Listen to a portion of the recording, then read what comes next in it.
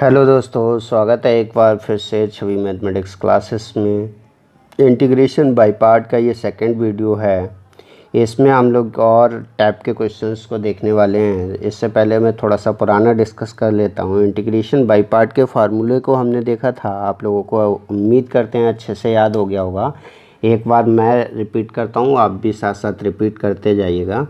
जैसे वहाँ पर हमने u और b लिखा था, हम यहाँ पर फर्स्ट और सेकंड लिख लेते हैं, ठीक है। तो हमारा फार्मूला था क्या, first SI integration of second minus का फर्स्ट का डिफरेंशिएशन d/dx ऑफ फर्स्ट और इंटीग्रेशन ऑफ सेकंड, ठीक है, और फिर होल इंटीग्रेशन। ये हमारा वहाँ पर फार्मूला था, ठीक है। आई होप ये चीज़ आपको समझ में आ गया होगा। मैंने यहाँ पर फर्स्ट और सेकंड लिख दिया, वहाँ पर u और b लिखा था, कोई दिक्कत वाली बात नहीं है। आप अलग अलग फंक्शन होंगे तो कोई भी ले सकते हैं, ठीक है। तो उनमें से एक को हमें फर्स्ट मानना होता है, एक को सेकंड मानना होता है, तो ऐसे भी याद रख सकते हैं, ठीक है। उसके बाद हमने देखा था कि आईलेट है ना, थोड़ा सा इसको भी देख लेते हैं, ILATE, ठीक है। ये आपका इन्वर्स हो गया, यानी कि साइन इन्वर्स एस टाइप का, और ये आपका लॉग टाइप का हो गया। ये आपका एल्जेब्रिक यानी कि x की पावर n टाइप का हो गया। ये आपका ट्रिग्नोमेट्रिक यानी कि आपका sine x cos x type का हो गया। ये आपका एक्सपोनेंशियल e की पावर x टाइप का हो गया, ठीक है। तो इस तरह के जो फंक्शन होते हैं वो हम इसके अकॉर्डिंग मानते हैं। सपोज़ अगर ये और ये दे रखा है तो इसे फर्स्ट मानेंगे, ये सेकंड मानेंगे। ये और ये दे रखा है तो इसको फर्स्ट, इसको सेकंड मानेंगे। ये और ये दे रखा है तो इसको फर्स्ट, इसको सेकंड मानेंगे, ठीक है। तो ये चीज़ हम लोग देख चुके हैं पिछली वाली वीडियो में, ठीक है। और ये चीज़ आपको अच्छे से क्लियर हो गया होगा, समझ में आ गया होगा। अब मैं बात करता हूँ टाइप थर्ड की। टाइप थर्ड में किस तरह के क्वेश्चन हम लोग देखेंगे। टाइप थर्ड में हमारे पास कुछ इस तरह के क्वेश्चन होंगे जिनमें जो फंक्शन होगा वो केवल सिंगल फंक्शन आपका गिवन होगा, लेकिन वो क्वेश्चन आपका सिंपल इंटीग्रेशन से नहीं हो रहा होगा। वो हमें क्या करना हो रहा होगा, इंटीग्रेशन बाय पार्ट अप्लाई करके सॉल्व करना हो रहा होगा। जैसे फॉर एग्जांपल से समझते हैं, आपको एकदम क्लियर हो जाएगा। Integrate the function suppose tan inverse x। ये देखिए यहाँ पर एक ही फंक्शन है, दो फंक्शन नहीं है, ठीक है।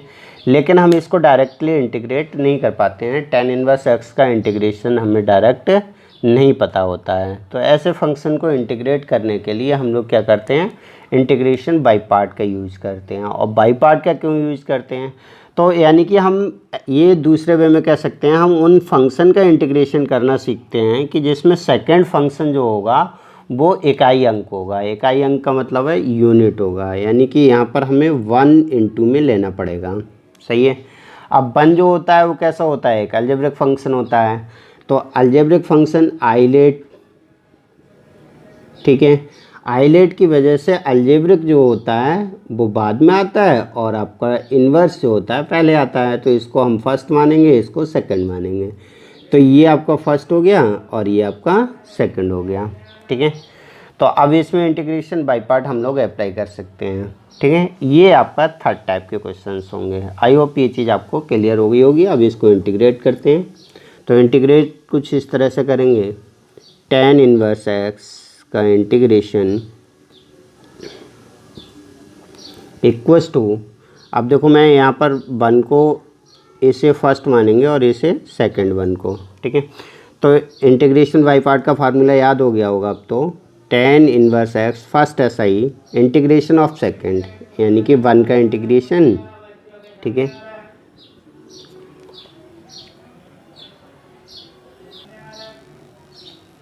ठीक है, तो अब इसको करते हैं फर्स्ट SI सेकंड का integration minus differentiation of first, यानी कि d/dx किसका, tan इनवर्स x का। इसको हम फर्स्ट माने, इंटीग्रेशन ऑफ सेकंड, ठीक है, 1 dx। और फिर इसके बाद में होल इंटीग्रेशन, ये भी तो करना है हमें, ठीक है। ये मैंने फार्मूला अप्लाई कर दिया। इंटीग्रेट करते हैं। अब देखिए फर्स्ट यानी कि 1 का इंटीग्रेशन हमें पता है कितना है, x और tan इनवर्स x, ठीक है, माइनस d/dx यानी कि tan इनवर्स का कितना होता है, 1/1 प्लस एक्स स्क्वायर। और 1 का इंटीग्रेशन x यहाँ लिख देता हूँ, और फिर होल इंटीग्रेशन ये लगा देते हैं और dx, ठीक है। क्लियर है। अब देखिए इंटीग्रेशन बाय सब्स्टिट्यूशन में हम लोगों ने सीखा था कि अगर नीचे वाले को मानने पर ऊपर उसका डिफरेंशिएशन मिलता है तो हम मान के ऐसे कर सकते हैं, ठीक है। मानेंगे तो 2x इसका डिफरेंशिएशन, यानी कि 2 से ऊपर मल्टीप्लाई कर दो, यहाँ डिवाइड कर दो, तो इसका डिफरेंशिएशन कम्प्लीटली ऊपर है, तो ये कम्प्लीटली क्या हो जाएगा, इसका लॉग का हो जाएगा। तो इंटीग्रेट करेंगे x tan इनवर्स x और -1/2, और ये हो जाएगा कि इसका log 1 + x² और प्लस कांस्टेंट c, ठीक है। तो आई होप ये क्वेश्चन आपको अच्छे से समझ में आया होगा कि आपको किस तरह से करना है, आप इसे ट्राई कीजिएगा। एक और क्वेश्चन इसी का देख लेते हैं, ज़्यादा अच्छा रहेगा। जैसे फॉर एग्जांपल के लिए आपका दूसरा क्वेश्चन ये लेता हूँ मैं, यहाँ पर केवल और केवल क्या है, log x है, बेस e dx, ठीक है। इसको इंटीग्रेट करना है, तो इसको मिटाता हूँ।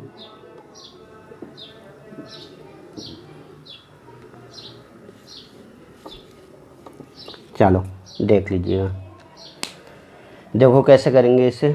ऐसे भी यहाँ पर इनटू में दूसरा फंक्शन है ही नहीं, तो लेकिन हमें इसको डायरेक्ट कर नहीं पाएंगे, तो इसको इनटू में हमें क्या मानना हो, 1 मानना हो, ठीक है।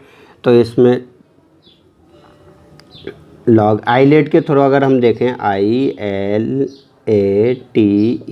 आइलेट, ठीक है। आइलेट के थ्रू लॉग का फंक्शन पहले आता है, अलजेब्रिक बाद में आता है, तो इसे फर्स्ट मान लिया, इसे सेकंड मान लिया, ठीक है। तो वही इंटीग्रेशन बाय पार्ट अप्लाई करेंगे। फर्स्ट SI, ठीक है, सेकंड का integration -d/dx of log x, ठीक है, और सेकंड का इंटीग्रेशन, ठीक है।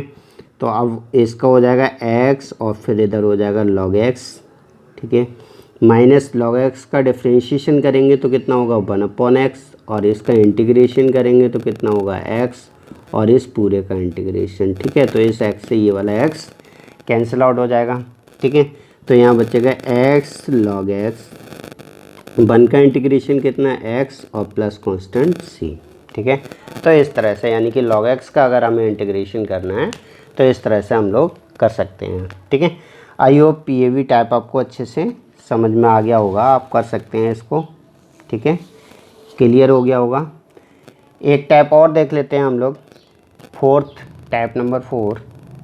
टाइप नंबर 4 में क्या होगा, इस चीज़ को देख लेते हैं, मिटा देता हूँ इसे।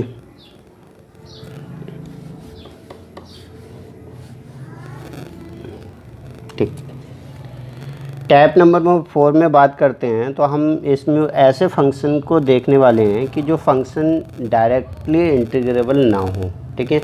और उन फंक्शन को इंटीग्रेट करने के लिए हमें क्या करना हो, कोई भी फार्मूला अप्लाई करना पड़े। जैसे आपका ट्रिग्नोमेट्रिक फंक्शन के फार्मूलेस होते हैं, sin 2θ cos 2θ, है ना, या फिर जो कि sin 2x cos 2x वाले जो फार्मूले होते हैं, उनके लिए अप्लाई करने के बाद में हम सिंपलीफाई करके और उसको आसानी से इंटीग्रेट कर सकें, ऐसे फंक्शन को हम देखने वाले हैं यहाँ पर, ठीक है।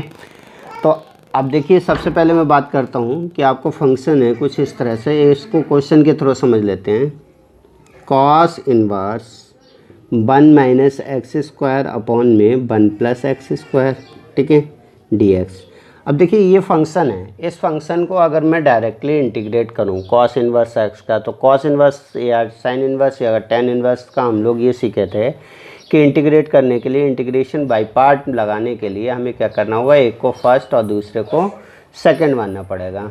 तो सेकंड मानने के लिए यहाँ पर 1 रखना पड़ेगा, 1 रखेंगे तो ये फंक्शन बहुत बड़ा हो जाएगा और हम इंटीग्रेट नहीं कर पाएंगे, है ना।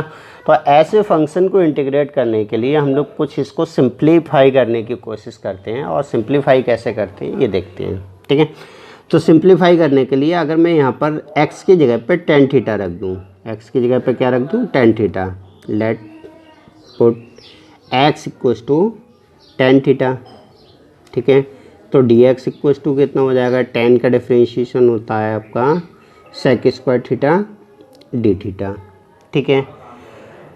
या फिर x की अगर थीटा की वैल्यू निकालें तो थीटा = कितना हो जाएगा, tan इनवर्स x, ठीक है। ये वैल्यू बाद में देखते हैं।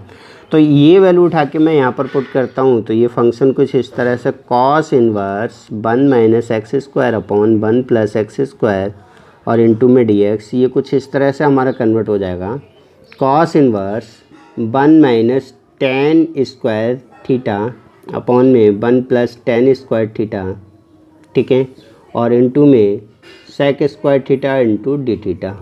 सही है, क्लियर है इतना। अब देखिए हम लोग जानते हैं कि cos 2 थीटा का जो फार्मूला होता है, एक होता है 1 minus ten square theta upon में 1 प्लस टेन स्क्वायर थीटा, ठीक है, और भी होते हैं साइन और कॉस में, ठीक है, तो उनकी बात नहीं करता मैं, फ़िलहाल सीधा यहीं पर बात कर रहा हूँ। तो ये आपका cos 2 थीटा का फार्मूला बन गया, तो इस पूरे की जगह पे हम क्या रख सकते हैं, cos 2 थीटा रख सकते हैं, ठीक है। तो ये हो जाएगा इंटीग्रेशन ऑफ cos इनवर्स और ब्रैकेट में cos 2 थीटा। सही है, इधर हो जाएगा आपका sec square theta d theta, cos से कॉस हट जाएगा, बचेगा आपका कितना, इंटीग्रेशन ऑफ 2 बाहर लेंगे theta sec square theta d theta. बन गया इंटीग्रेशन बाय पार्ट्स का। ये क्वेश्चन आपको एकदम समझ में आ गया होगा, हम लोगों ने देखा भी था पहले एक्स के रूप में। तो अब इसको इंटीग्रेट करने के लिए ILATE, ठीक है। तो अब इसमें अलजेब्रिक और ट्रिग्नोमेट्रिक, अलजेब्रिक पहले आ जाएगा और ट्रिग्नोमेट्रिक सेकंड आ जाएगा। तो ये फर्स्ट मान लेंगे, ये सेकंड मान लेंगे, अप्लाई कर देंगे। मैं इंटीग्रेट कर दे रहा हूँ। तो फर्स्ट SI, सेकंड का integration tan theta minus first का डिफ्रेंशिएशन 1, सेकंड का इंटीग्रेशन टेन थीटा और होल इंटीग्रेशन डी थीटा। सही है। अब देखिए टेन थीटा का इंटीग्रेशन यहाँ पर अप्लाई करेंगे। तो टेन थीटा का इंटीग्रेशन करने के लिए हम लोग इसको ऐसे कर सकते हैं, टेन का डायरेक्ट इंटीग्रेशन नहीं होता, तो हम इसको तोड़ सकते हैं साइन थीटा बटे कॉस थीटा, ठीक है। अगर मैं यहाँ पर कॉस थीटा को कंसिडर कर लूँ तो इसका डिफ्रेंशिएशन यानी कि 1/t dt और माइनस का, ठीक है। तो यहाँ आ जाएगा माइनस का cos theta, log cos theta, ठीक है, ये आपका वो हो जाएगा। तो यहाँ हो जाएगा 2 थीटा टेन थीटा और माइनस माइनस प्लस का 2 लॉग कॉस थीटा और plus constant C, log cos theta plus constant C, ठीक है। अब ये हमारा इंटीग्रेशन कंप्लीट हो गया। अब इंटीग्रेशन कंप्लीट होने के बाद में हमें क्या करना होता है कि जो वैल्यू हमने मानी है उसको हमें हटाना होता है, ठीक है। तो हटाने के लिए हम लोग क्या करेंगे, यहाँ पर जो थीटा की वैल्यू है tan इनवर्स x वो यहाँ पुट कर देते हैं। तो ये हो जाएगा आपका 2 tan इनवर्स x और tan थीटा को कितना x माना था, तो यहाँ पर x और प्लस का 2 log, ठीक है। cos थीटा की वैल्यू हम लोग यहाँ पर निकाल लेंगे, ठीक है। cos थीटा की वैल्यू अगर हम लोग यहाँ से निकालेंगे tan थीटा वाले फार्मूले से, tan थीटा से यहाँ से cos थीटा की वैल्यू निकालेंगे तो जो वैल्यू आएगी उसको हम यहाँ पर पुट कर देंगे, ठीक है। मैं यहाँ पर cos थीटा की वैल्यू भी पुट कर दे रहा हूँ सीधी, आप लोग वैल्यू निकाल के पुट कर लीजिएगा, tan इनवर्स x, ठीक है, और प्लस कांस्टेंट c, ठीक है। तो इस तरह से आपको आंसर मिल जाएगा, ठीक है। आप लोग यहाँ पर इस तरह से ना लिखिएगा, यहाँ पर वैल्यू को कैलकुलेट करके इससे, ठीक है, तब ये वैल्यू पूरी कंप्लीट रखिएगा, ठीक है। इस तरह से आपको ये भी क्वेश्चन अच्छे से समझ में आ गया होगा। आई होप क्लियर हो गया होगा। Thank you for watching this video.